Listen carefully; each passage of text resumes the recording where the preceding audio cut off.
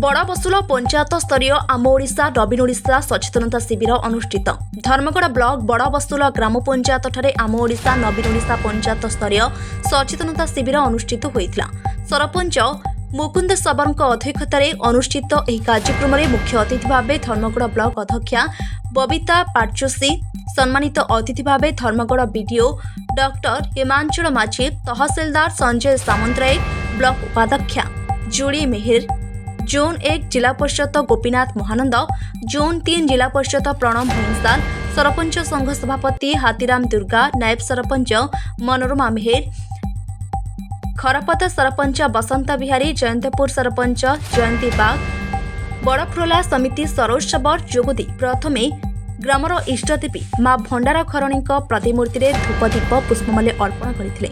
पर कार्यक्रम में राज्य सरकार विभिन्न उन्नयनमूलक योजना संपर्क में जनसाधारण सचेतन करा ग्रामांचल भित्तिभूमि विकास धारा माध्यम एक विकसित ओडिशा गठनर मंग धरिथिबा मुख्यमंत्री नवीन पट्टनायक को कृतज्ञता ज्ञापन करथिले। ଏହି ଅବସରରେ ଜନସାଧାରଣଙ୍କ मनोरंजन ପାଇଁ विभिन्न सांस्कृतिक कार्यक्रम आयोजन करा जायथिबा बेले जनसाधारणଙ୍କ सचेतन ପାଇଁ विभिन्न विभागର स्टॉल मान खोला जायथिला। उक्त कार्यक्रम को पंचायत कॉलेज अध्यापक माधव लहजल परिचालना करथिबा बेले राजेंद्र दुरिया, पीओ किरोत कुमार नायक प्रमुख सहयोग करथिले। कलाहांडीरो जिला प्रतिनिधि सुधीर गोपाल का रिपोर्ट, एए मीडिया 24। आउ मंच सामने रे थिबा समस्त मां माननकु एवं एई बसुल ग्राम पंचायत समस्त ग्रामवासी को मोर नमस्कार। आउ सामने रे बसिचंती आमर वरिष्ठ वरेण्य वृंद से मोर चरण स्पर्श।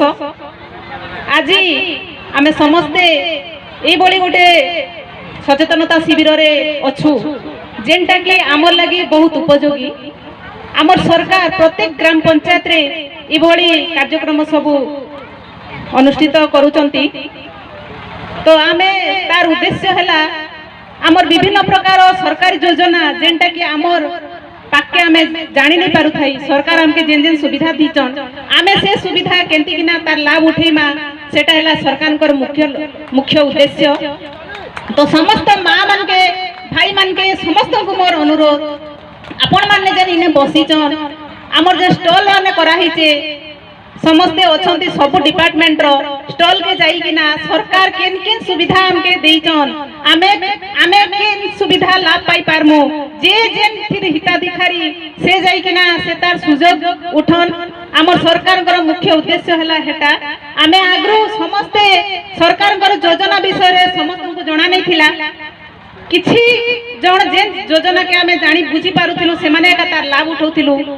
तो आमर सरकार गोटे सुंदर पदक्षेप नेले आमे प्रत्येक ग्राम पंचायत रे जदी ए भली योजना लगी आयोजन करमा तेबे आमर समस्त हिताधिकारी माने तांको लाभ उठै पारबे।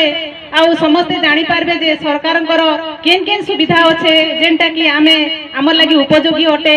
आमे से सुविधा के आमे निजर लगी व्यवहार करि पारमु, निजर उपयोगी करि पारमा। तो से सुविधा सबू आम स्टॉल मान के दिया जाइए। समस्ते अनुरोध करा जाउचे समस्तन को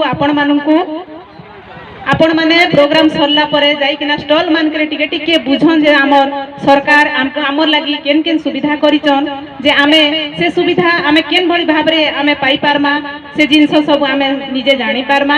आमे अन्य ऊपर निर्भर करबा के नहीं पड़े, आमे निजे तार सुविधा आमे निजे पाई पारमा। एटा हैला हमर सरकार कर मुख्य उद्देश्य।